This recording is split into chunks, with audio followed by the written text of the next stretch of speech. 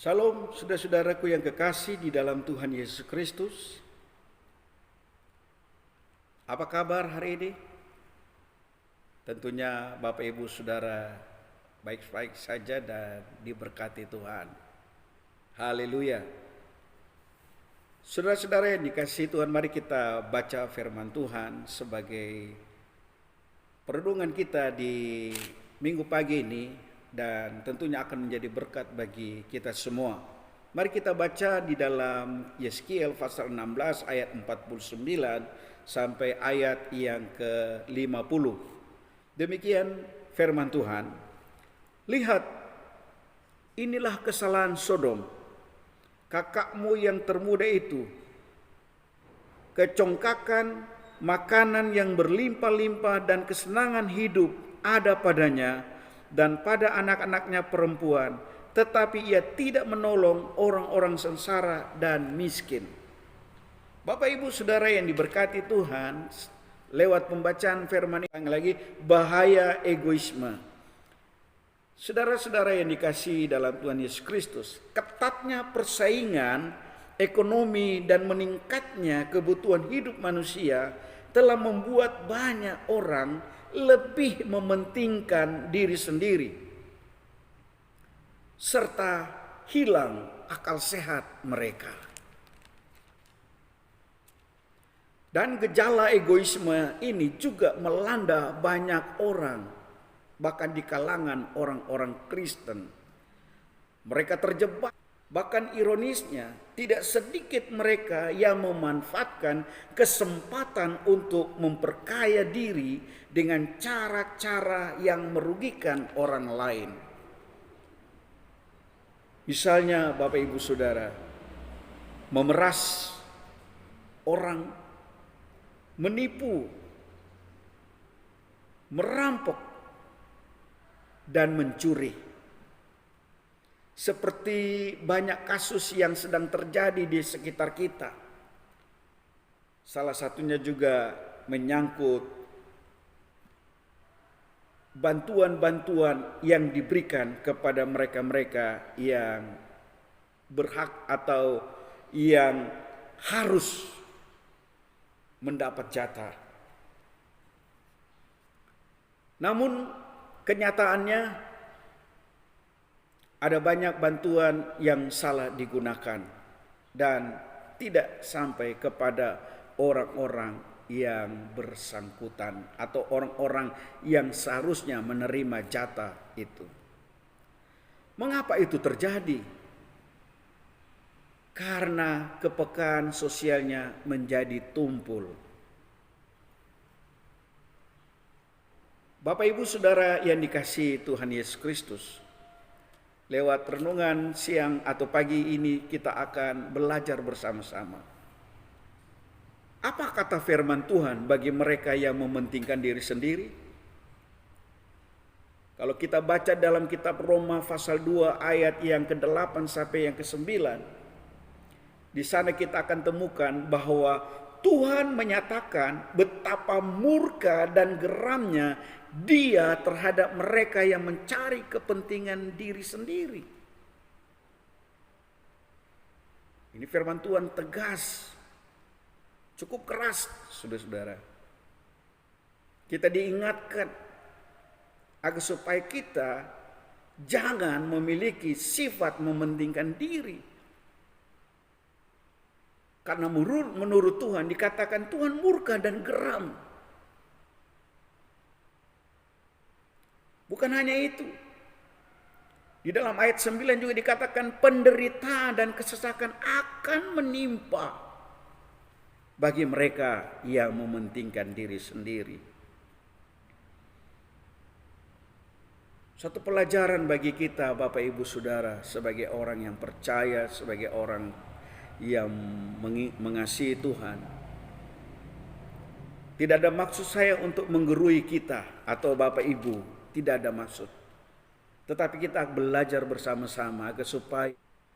Oleh sebab itu Bapak Ibu Saudara yang dikasihi Tuhan, mari kita berdoa agar supaya sifat kepentingan diri sendiri ini dijauhkan dari hidup saya dan saudara.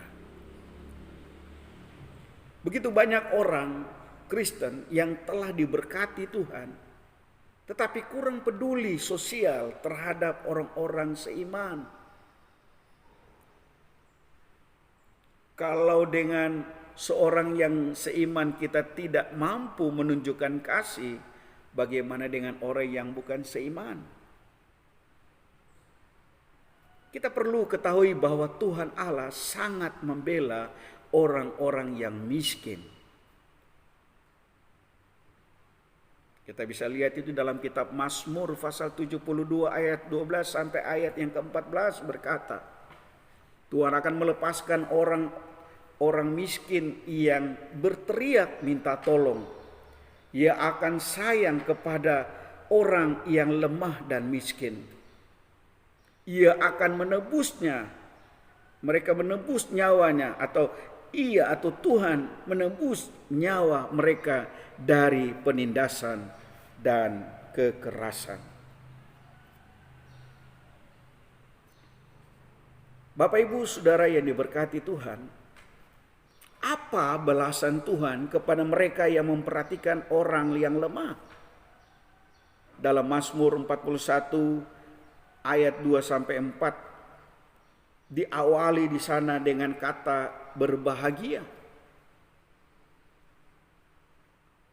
Saudara yang diberkati Tuhan, dalam ayat ini dikatakan Tuhan akan meluputkan dia pada waktu celaka. Tuhan akan melindungi dia, memelihara nyawanya. Tuhan membantu dia. Dan ini berkat-berkat yang luar biasa yang Tuhan berikan kepada saya dan saudara ketika kita memperhatikan orang yang lemah atau orang yang miskin. Haleluya. Bagaimana nasib mereka yang tidak mau menolong atau memperhatikan orang lain? Dalam Amsal 21 ayat yang ke-13 berkata, siapa yang menutup telinganya bagi jeritan orang lemah tidak akan menerima jawaban kalau ia sendiri berseru-seru. Artinya Bapak Ibu Saudara yang dikasihi Tuhan, sekalipun kita berteriak, kita memohon kepada Tuhan, kita berdoa siang malam, tapi tidak ada tanda-tanda jawaban doa saya dan saudara. Bisa jadi karena di dalam hati kita masih tersimpan sesuatu yang perlu dibereskan dalam hati kita. Ada sesuatu yang harus diselesaikan dalam hati kita. Ada pemberesan dalam diri kita. Mungkin di dalam diri kita masih ada sifat egois, sifat mementingkan diri sendiri. Sehingga tidak heran ketika kita berdoa, kita tidak mendapat jawabannya. Firman Tuhan jelas dalam Amsal 21 ayat yang ke-13.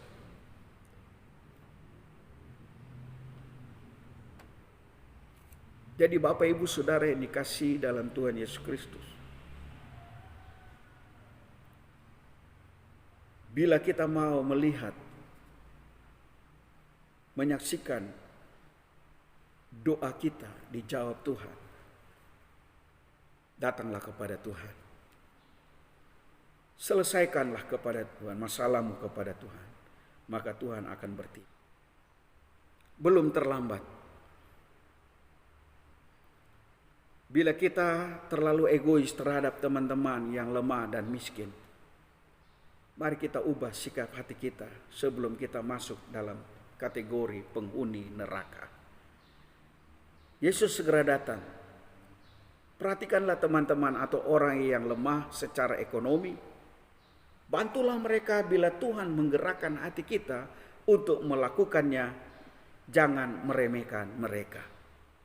Kita juga mendoakan mereka bila kita tidak bisa membantunya dengan materi secara langsung, atau dengan kata lain, kita tidak cukup banyak uang untuk memberikan, membagikan, ataupun kita tidak memiliki materi yang banyak untuk kita bagikan.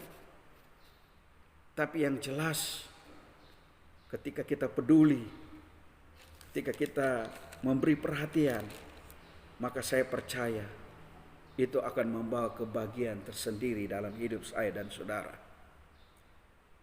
Biarlah kiranya firman Tuhan akan memberkati kita di siang hari ini, dan Tuhan memberkati kita. Shalom. Kita berdoa. Bapa di dalam sorga, di dalam nama Tuhan Yesus kami bersyukur, kami berdoa kepadamu karena Engkau Tuhan yang luar biasa yang telah memberkati kami lewat kebenaran firman Tuhan. Pelajaran yang kami dapatkan di hari ini, biar itu menjadi satu bekal bagi kehidupan kami untuk kami dapat lakukan atau terapkan dalam kehidupan kami sehari-hari.